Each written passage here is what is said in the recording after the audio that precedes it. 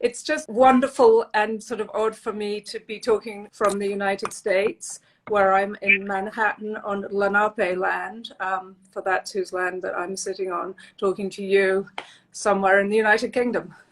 Thank you for having me. I'm really grateful for having me on the show today, and I look forward to the conversation. Today is the first day of Native American Heritage Month, and it's something that we wanted to celebrate and honor at Three Generations. So I thought maybe, LeAndra, you could start us off by telling us a little bit about your particular heritage and where you're from. Yeah, for sure. So, Uda Watambade, Umaha wa Ubadi, Umaha Ijaje Wiwitate Ambadagdi, Wache Ijaje Wiwitate Leandra, Istashende wa Ubadi. So, what I've said there is, it's good to see you here. So, I do want to thank everybody for tuning in and listening in. My Omaha name is Ambadagdi, which means coming of a beautiful day. And my Wache, or my white name or non-native name, is Leandra. I'm also a Thunder Clan woman, and I belong to the Sky people. So I grew up the majority of my life on the Omaha Indian Reservation, which is located in the northeast corner of Nebraska.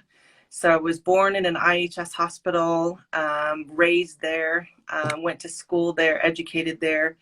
And my parents were really involved, both of them actually, in the mental health field. But I moved actually to the United Kingdom 13 years ago now. And the reason I moved over was because my husband was British. You are a psychotherapist, a cognitive behavioral therapist. Would you tell us a little bit about how you came to do that and how you integrate your experiences as a Native American with your professional work there?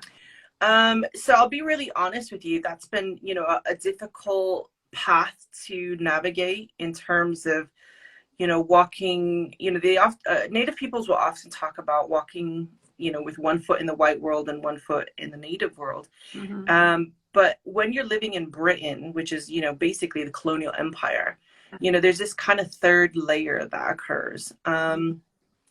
And so because we are such a small community over here in Britain, there is this relative invisibility that occurs. So we represent kind of a small minority. So for many people, Native Americans are seen as non-existent. That's changing though, because of the advocacy work our group has been involved in. But my start actually happened probably back in my early 20s. So my father was actually a well-known drug and alcohol abuse counselor. He was a director for a drug dependency unit in Winnebago, Nebraska, the IHS hospital, Indian Health Services hospital there. My mom as well, she was involved in the mental health field, and got her degree in social sciences. And it was, for me, an understanding, and this is some of the things that I guess my parents taught me, as we grow up in terms of our clanship governance, recognizing our responsibilities to our community. So when Native people are kind of, growing up, we recognize obligations as opposed to rights that, belong to us. So for me, I grew up seeing a lot of people coming to our house seeking, guidance and counseling from my parents. And they had this open door policy. And so that kind of instilled in me the importance of my responsibility. And when you think of even in our clanship governance, Istashende, the Sky people, they really looked after kind of the spiritual aspects of the tribe. And so we have these kind of two moieties in our circle. There's the Sky people and the Earth people. The Earth people would look after the physical welfare of the tribe, whereas the Sky people looked after the spiritual aspects. And so part of our responsibility in terms of our clan ways was to look after the souls, the spirituality, of our people. And when you think of like psychology or even psychotherapy, psychology is the study of the soul.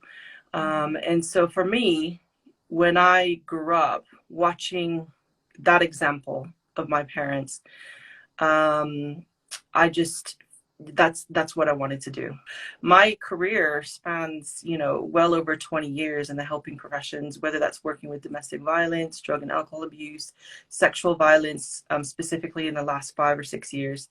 And now, as a trauma focused cognitive behavioral psychotherapist. So I generally focus on trauma, but I also treat, generalized anxiety disorders, depression, obsessive compulsive disorders. But that's basically how I got started, was just the example that my parents set for me. That's a pretty fine example. You and I have discussed our sort of common interest in the idea of intergenerational trauma. And as that's something you know a lot about and have been working on, could we sort of dive into that a bit now? Yeah, absolutely. So when we think about intergenerational trauma, it's really this unconscious grief that occurs because of historical trauma. And historical trauma affects cultural groups, specific communities, as we have had the conversation, particularly around the Holocaust. This has been identified in like the Armenian genocide, and amongst the Native American populations, particularly tied to colonization, to European settlement in the Americas. And so when we think about intergenerational trauma, this is something that I see over here in the United Kingdom with some of, our older patients who perhaps were affected by World War II. And so it's really about treating not just the individual, but thinking in terms of how trauma ripples through the family systems, the cultural systems, the nations, the tribes, the communities, because it then starts to affect the whole.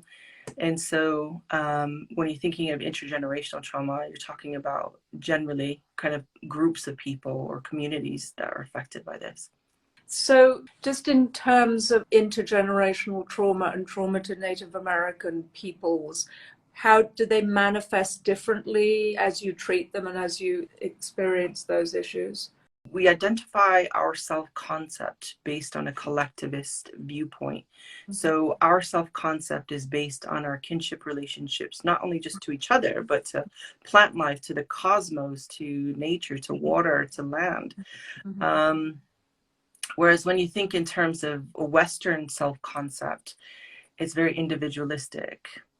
And so when you're treating Native or Indigenous populations, and you're in the therapeutic setting, you really need to be aware of what societal, psychosocial issues may be coming up for that individual. Because when we think about colonization, that's an ongoing system of genocide that continues today. We have high rates of suicide, high rates of missing and murdered Indigenous people. We have poverty, health inequities, and the expressions that intergenerational trauma has, not just mentally, but even physically, is passed down through generation. And so when we're kind of even doing our formulation and treatment planning in terms of treating Indigenous clientele, that formulation needs to include those social justice aspects of it. And I think part of psychotherapy and Western psychology sometimes doesn't always take that into consideration. One thing I wanted to ask you also is that intergenerationally, there's also resilience, isn't there? That is something that the ancestors can pass on and do pass on. Yeah, absolutely. In fact, I'm a huge advocate for post-traumatic growth. I don't think you can have a conversation on trauma without having a conversation on the ability to actually experience that existential growth from it. when I'm doing kind of my own treatment, you know, in my own therapeutic setting, I often come from what we call a strengths-based cognitive behavioral therapeutic approach. Mm-hmm. So what resources are available to this individual? What support have they got around them? Mm-hmm. And what strengths, personal strengths, are they using that, you know, or resilience capabilities do they possess that we can build upon? Mm-hmm. And part of that, when you're thinking in terms of Indigenous populations, and this is globally, Indigenous populations, Mm-hmm. there generally is a strong support network with their communities and with their family. Again, going to that collectivist self-concept. Mm-hmm. So we're building upon their own spiritualities, their own ceremonies that they participate in. Mm-hmm. We're building upon their support networks, peer support, family support, religious support, whatever that looks like. Mm-hmm. And I think that's really important, particularly when you're thinking of communities like tribal nations who have that connection to land. And when you develop and reconnect with land and water, that in fact, some of the work that I do in my trauma work, you know, grounding strategies is literally grounding yourself to the earth, going out, putting your hands in some soil, walking barefoot on the earth. You know, the soil is what really holds our stories, our past and our future and our present. And I think, you know, once we can reconnect to that, all of us, then it kind of has huge implications in terms of healing and in terms of some of the climate issues that we're facing today. Yeah, that's a natural follow on there.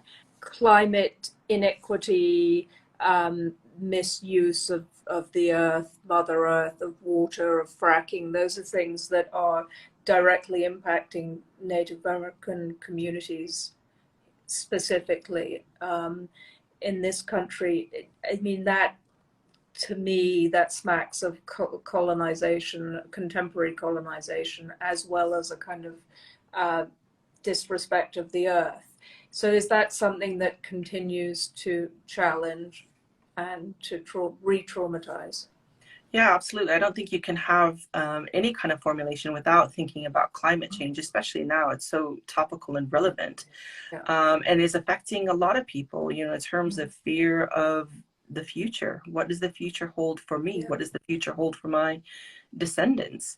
And when we're talking about, you know, Indigenous populations kind of protesting, or even, you know, the grassroots movements that are happening to protect the earth and to protect the lands and the waters. I mean, Indigenous people are doing this for everybody. Those protests that are occurring actually benefit everybody. And I think when I did an interview a couple weeks ago with Chase Iron Eyes, and I really liked one of the things that he mentioned in the interview was there's a difference between a colonizer and someone who has a colonized mind. And I think it's about decolonizing, you know, each and every one of us, going through this decolonization period or this decolonization process where we reconnect to our roots, whatever that is, or reconnect to our ancestry, our own ancestry, without kind of the cultural misappropriation that seems to be happening, reconnecting with the land, you know. And the land doesn't necessarily have to be your homelands. The land can just be what's outside your back door. How can I go for a walk with nature and cut out all the noise, you know, from social media? How can I reconnect to that? Have you been to any of the ancient sort of pre-Norman conquest, pre-Viking invasion sites in the UK? I've been to a few. I mean, I think obviously my favorite place to go is Stonehenge, which I've taken a photo of with my mocks, and they actually allowed me to smudge there, and it was a really nice kind of experience. So yeah, there's so much history here in England, and there's so much ancestral, you know, the pagans and the Celtics, they had such, you know, really beautiful ways actually, when you look into it. So yeah, there is a lot of history here that I really do enjoy, particularly walking around.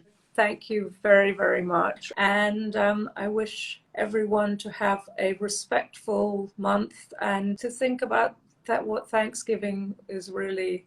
Actually, do you want to just say one word about that? Well, for me, Thanksgiving is a day of mourning. Yeah. I think that's probably pretty pretty much to the point.